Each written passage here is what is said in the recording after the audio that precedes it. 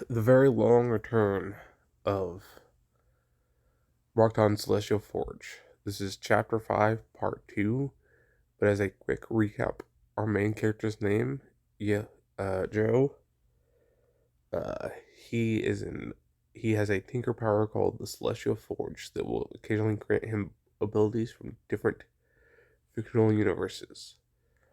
Uh, the main accomplishment he has made is he has defeated a villain known as Oni Lee, who can teleport around.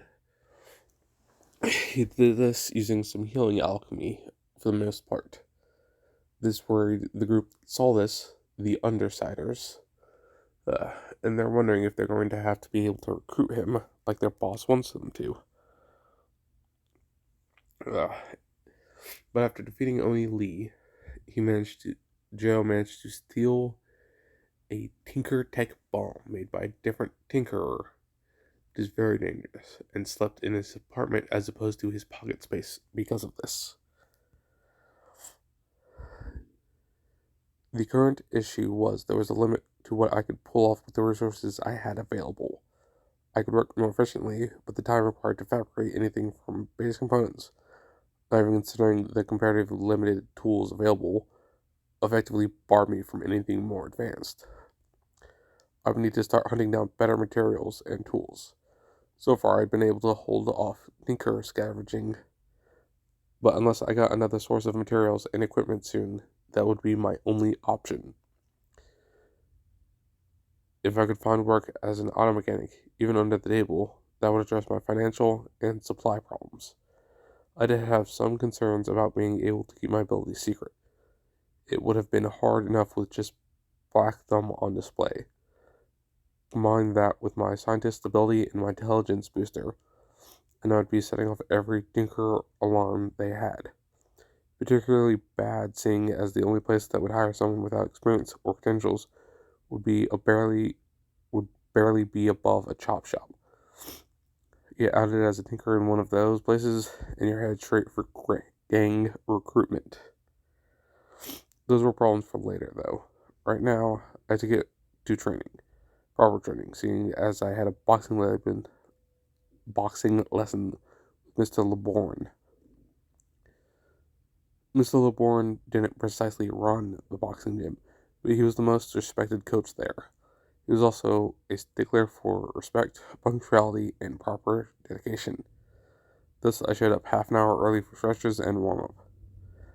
I didn't think I was actually going to become a great boxer, but last night proved that without combat buffs, I was fresh meat for any decently trained fighter. Only didn't have any power that boosted him physically, and he would have taken me apart about a dozen times if not for my durability power. Just because I could do some pseudo tinkering now was no reason to neglect my training. 5 minutes before our lesson, Mr. LeBorn arrived. He was an older black man, built like a linebacker with an attitude that demanded respect. Doug is the kind of person who's on the first name basis with everyone he's known for more than 5 minutes. I'm pretty sure Mr. LeBorn is still Mr. LeBorn to people he's known since his childhood. I moved to greet him, but he waved me off. Finish that warm up. I'll be with you soon.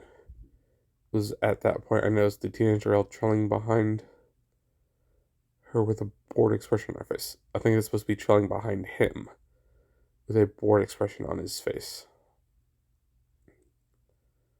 Or on her face. She was wearing workout attire heavily at odds with the rest of the gym. She had on a neon green racerback top that left her stomach exposed and a set of leggings. There was a purple streak in her hair and she had multiple piercings on display. Her attitude was mainly focused on the smartphone in her hand with only enough attention paid to the rest of the gym to avoid bumping into anyone. Even when Mr. LeBorn went to speak with her, she barely raised her head. The family resemblance was there, if muted. That meant she was his daughter. His teenage daughter. His barely teenage daughter who apparently started developing very early. That wasn't what concerned me. The main thing had me on edge was my passenger apparently knew her. He had an emotional resonance to that girl that was as strong as anything from the Undersiders.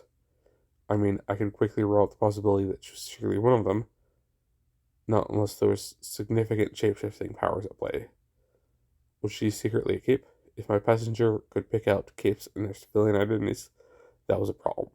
If it got out, the violation of the unwritten rules would effectively make it open season on me. Still, I couldn't imagine who she could be. There's some independent heroes and villains in the city that I read up on, so that was a possibility. Then why was their action so close to the Undersiders? I finished. Uh, I finished my warm up and cautiously approached them. She looked less than thrilled to be there, and Mr. LeBourne seemed none too none too pleased with the arrangement either. Joe, I don't believe you know my daughter, Aisha. Aisha? You somehow made this statement in a way that implied you will not know my daughter, Aisha.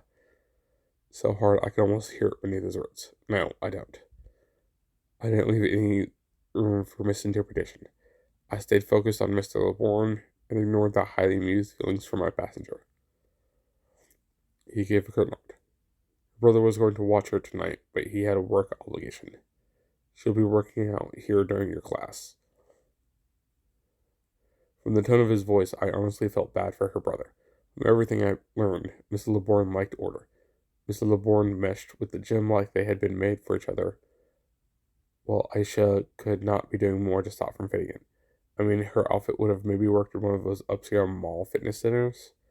Compared to this relic of a building, she practically looked like a time traveler. I'm guessing it was deliberate on her part. Ugh.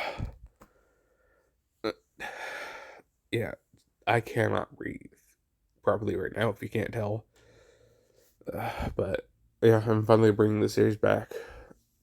I meant to do it more, but I just haven't lately. But thank you for listening. If anyone's even been listening.